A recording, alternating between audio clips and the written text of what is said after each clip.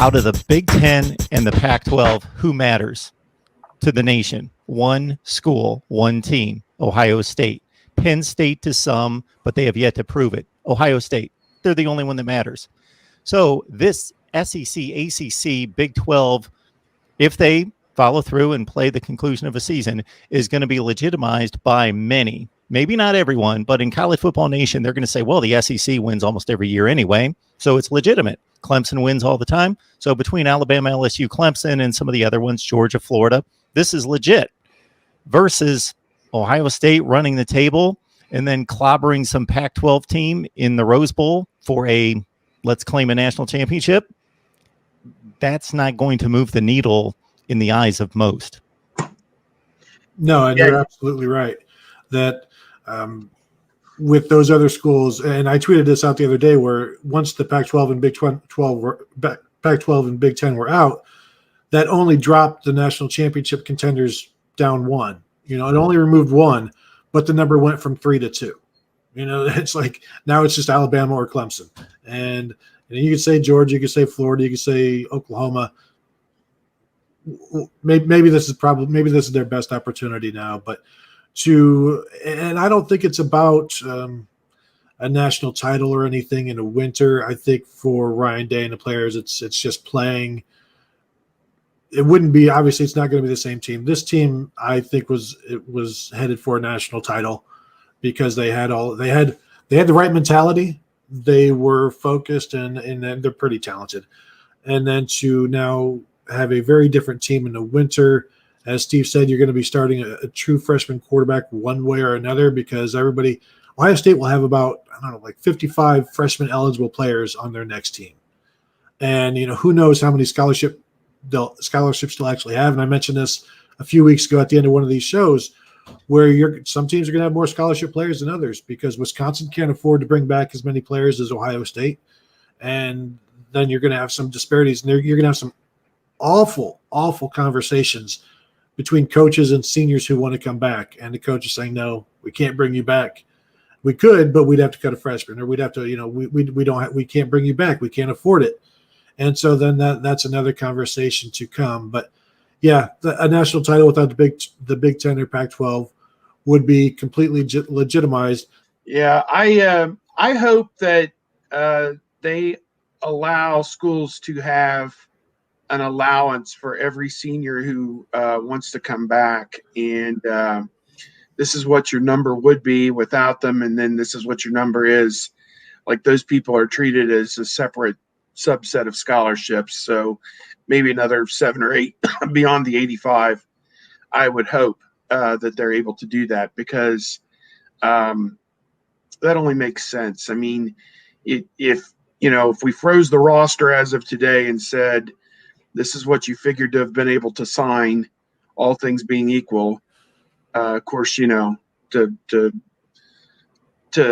that past the NCAA is probably giving them too much credit, but I don't know. That just seems to make sense to me that in an extraordinary situation, having an extra 6 guys who are going to play just one last year is not a major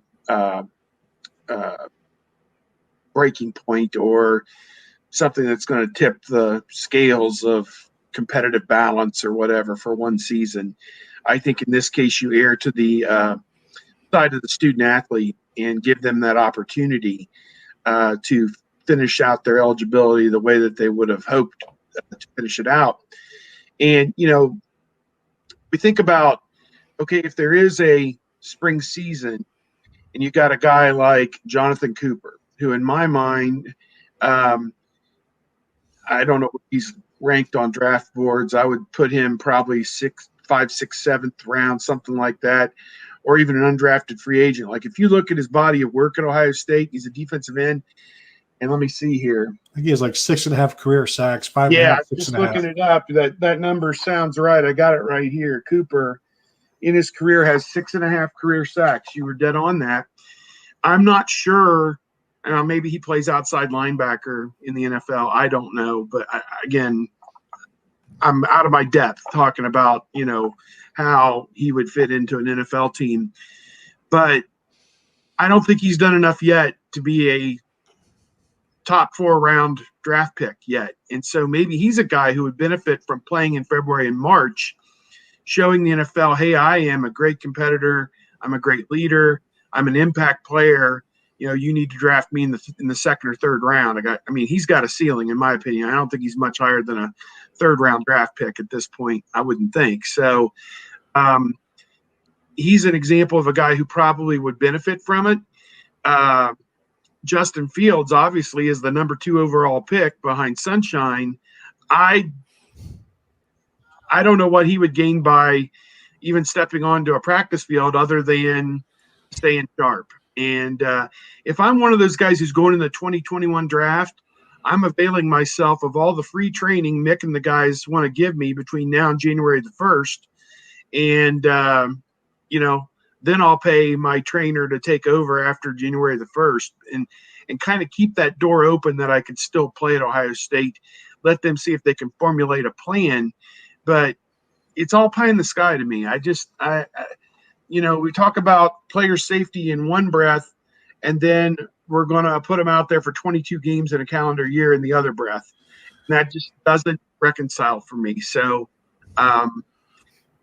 someone needs to explain to me, one possible idea is to maybe put a limit on the number of quarters that a player could play in the spring season, kind of like JV football. Those guys are limited to 5 quarters in a weekend. They can play on special teams in a varsity game or whatever, but couldn't play in a offense-defense situation more than 5 quarters in a given weekend or whatever the number is.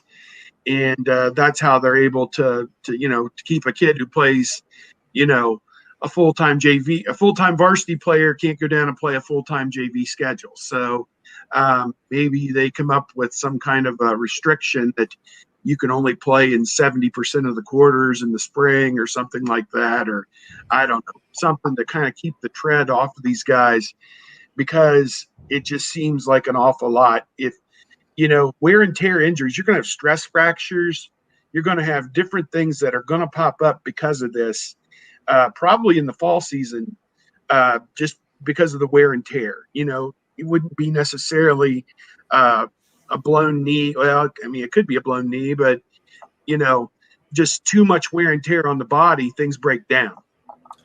One of the aspects that we're going to end up seeing as well, having a full season canceled, is Ohio State next year will have 7 true freshman wide receivers, 7, 8, 9 true freshman offensive linemen, who then will end up, if they all leave at the same time, it's just this up and down nature of how do you rebuild the roster so that you don't lose so many guys each year. The other aspect would be that this year's true freshmen would be able to leave after 2 years of playing.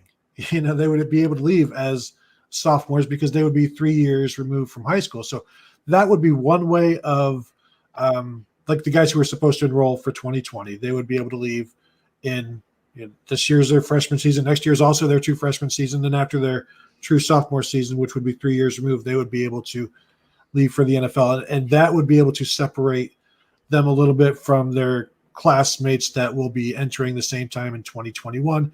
But you're not going to have a lot of guys leaving early on the offensive line. So you could be in a situation where, like I said, you've got 8 or 9 true freshman offensive linemen who, if you lose 6 in a year, 4 or 5 years from now, that's a lot to replace. And it's a lot of it's displaced weight in terms of your roster. And it's like being in a boat. If the weight shifts wrong or you've got too much weight in one area, you're going to tip. And so there's going to be some roster management that a lot of these programs are going to have to do, because things are just going to be too crowded in one area, not crowded in enough. And when that big crowd leaves, now you have to replace it. And you can't replace it with equal talent, because you can't bring in 7, 8 guys that were as good as those guys who left, because you can't get all of those guys in one class, because you're fighting with 100 other programs, or 12 or 15 if you're like the elite program. So there's just stuff like that is going to be an issue for years down the road. And I don't buy that the Big Ten is going to be set back for decades or years, but rosters are going to be affected for a while. Yeah, I look at the guys who just came in, the 2020 guys. Fleming and Smith and Najigba, and some of these guys, theoretically, they're going to play they're not getting to play in 20. They're going to get to play in 2021. They're going to get to play in 2022. Then they're eligible for the draft. So you're only going to get 2 seasons out of some of these guys, 2 fall seasons out of the guys who just arrived, who are NFL players, which I'm not saying any of them are a lock to leave and go get drafted, but if they play well in their 2 seasons, they'll be gone. So that's a byproduct of this as well, that the guys who are freshmen in 2020 may actually only have 2 fall seasons, and they'll be off to the NFL. You make a good point, as you say, if I don't have the exact number here, but between redshirt freshmen this year, the true freshmen this year, and the guys coming in 2021, that's probably about 50 guys who would be freshman eligibility in 2021. So yeah, it is. Then they're gonna fan out from there. Some of those guys will be redshirted in 2021. Not play enough to. I would presume some of the 2021 signees will be redshirted in 2021. It's just 5, 6, 7 of them typically get redshirted, so they'll fan out a little bit. But yeah, in the next, they could have a year where they lose 30 some guys down the line, and that would be tough to overcome. But that's why Ryan Day gets paid the big bucks, roster management.